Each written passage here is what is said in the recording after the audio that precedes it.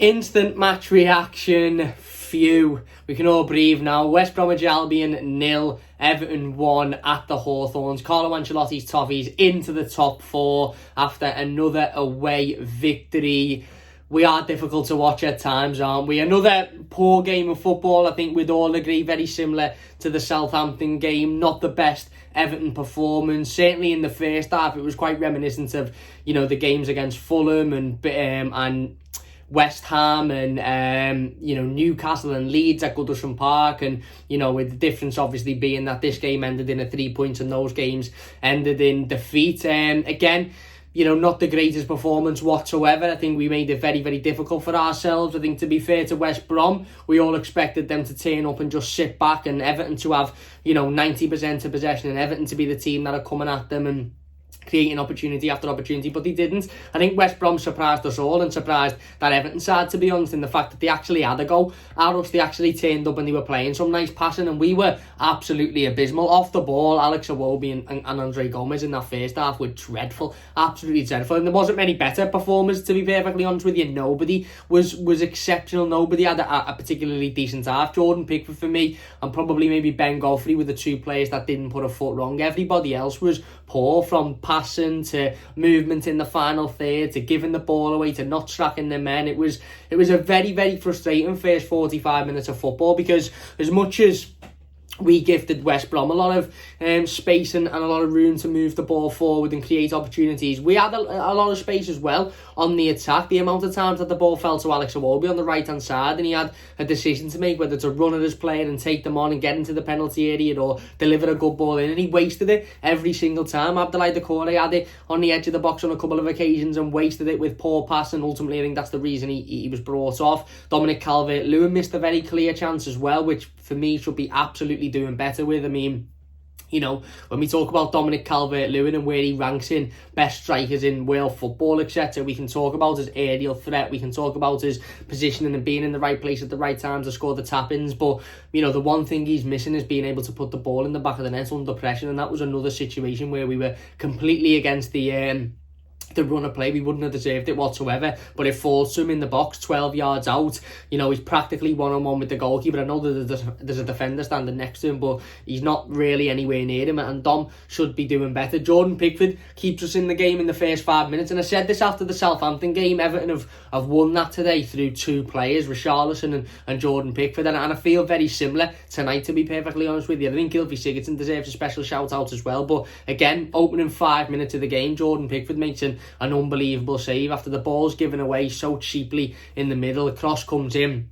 Michael Keane, Mason Holgate, I think it is, getting nowhere near the lad up top, and he heads it, and Jordan Pickford actually goes with, I think, his left hand and ends up having to extend his right hand to make the save. It's a fantastic save, but it was in the opening 5 minutes, and you were thinking, right, that's a wake-up call now. Everton wake up and go at them and start creating and take control of this game. And whilst we had the majority of the possession, we weren't doing anything with it. It was always ending giving it away. It was always a sloppy pass or a wasteful through ball, or a wasteful attempt to throw a cross in. Whereas West Brom, okay, they mightn't have had the lion's share of possession, but they were having shots, they were getting in the right areas, they were creating chances. And like I said, for me, it was very reminiscent of Fulham at Goodison Park, Leeds at Goodison Park, Newcastle home and away. And I did think, right, this is, again, we're going to throw it away here. We've got a fantastic opportunity to go into the top four, albeit probably for only 45 minutes or whatever happens in the game between Liverpool and Chelsea tonight. But it's not so much about being in that fourth position and staying there for tonight, because we always knew that it was going to be nigh on impossible even if we won, because I think no matter what happens in that game, we'll drop down to at least fifth. So it was always going to be, it wasn't a case of that. It's the momentum that it gives you going into the top four. Those players will go in the dressing room now. They'll probably look onto the phone and they'll see Everton in fourth in March with only, a dozen games to go in the season before the end of it. So it's that confidence boost, but we weren't playing like a team who were playing for that fourth position or playing for that confidence boost. We seemed surprised at the fact that West Brom actually had a go at us and decided, no, you know what, we'll get it, this Everton team. And I just, like I said in the first half, I don't think we coped with it whatsoever. I thought there was a lot of poor performers. I mentioned Gomez, Iwobi, Doucouré. I don't think massively impressed me tonight. Off the ball, his work rate is exceptional, but his passing, for the last couple of games, if I'm being honest, hasn't been great, to be honest with you. And look, the lad needs a rest. He absolutely needs a rest. He's only missed one Premier League game this season, and that was through suspension. And he, you could see that today, his passing, he just wasn't fully focused for me. But look, I don't want to be too negative. We've gone out and won the game. Come out in the second half,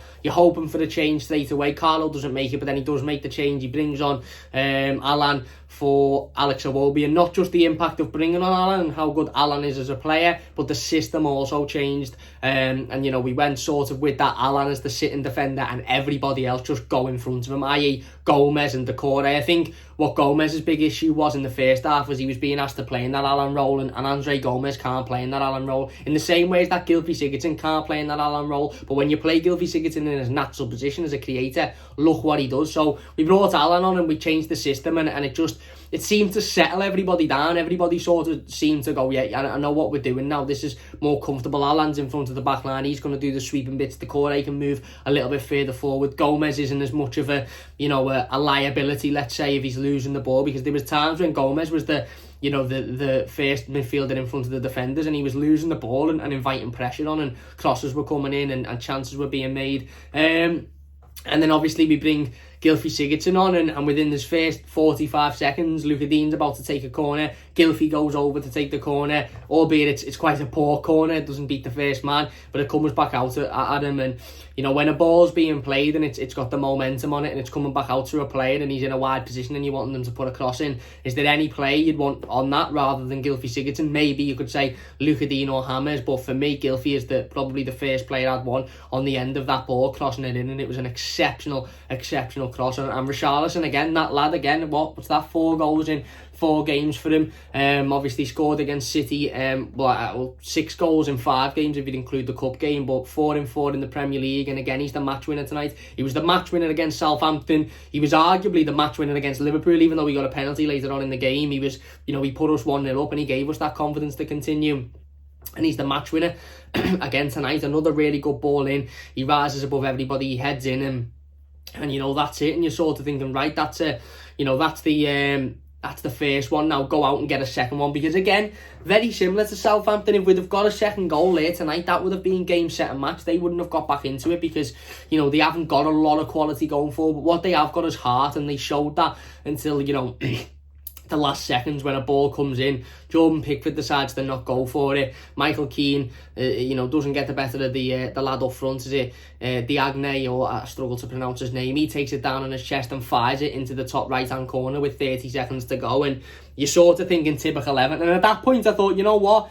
I can't really argue against West Brom not deserving something out of this game, because they were much better in the first half and we weren't brilliant in the second half. I mean, we changed the style and we looked a lot more comfortable, but we still weren't creating a plethora of opportunities. We still weren't getting forward on too many of an occasion. I think Richarlison was our biggest threat today, getting forward. He played a couple of nice passes into decent areas. Dominic Calvert-Lewin just wasn't on form today, didn't have a great game whatsoever. I think that effort in the first half knocked us confidence completely. Bernard was involved here and there, but also bullied off the ball on a couple of occasions and just couldn't show that strength. But the ball goes into the back of the net and your head's in your hands and you're thinking, that's it.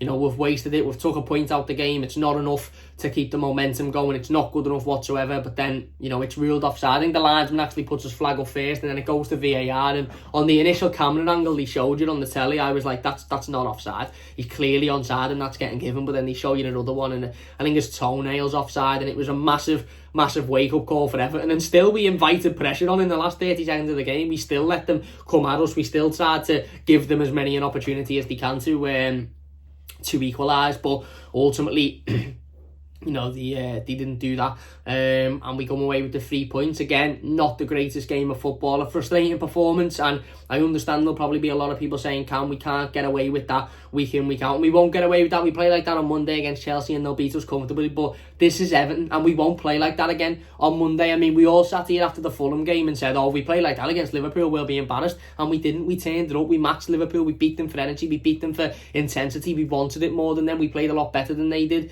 So again, I said it before the City game, and we turned up in the first half of the City game. I don't expect Everton to turn up and play like that on Monday. I really, really don't. Even though we played like that against Southampton and we weren't great today, I expect Monday for us to be, level with Chelsea's energy and with Chelsea's, ability on the ball. And maybe that's a little bit of the issue with Everton this season, is that we play to the opposition. And, if we're playing a team that are fighting relegation, we usually drop to that level. I mean, can you imagine what it'd be like if we had to play the likes of Fulham and West Brom every week? You'd look at us and think, yeah, that'd be easy, you'd win every one of those games. We wouldn't. We'd be fighting relegation if we had to play those types of teams every week, because for some reason we just can't get ourselves up for it. I don't know if it's complacency, I don't know whether we drop to the level of the opposition, I don't know whether we overlook the opposition, but we simply cannot get ourselves up for games like that. And that's massive today, by the way, because like I said, that was writing on the wall in the exact same script of the exact same, that was pretty much carbon copy of Fulham, Newcastle, Leeds at home, West Ham, Southampton away. It was pretty much carbon copy, especially in that first half of all of those games.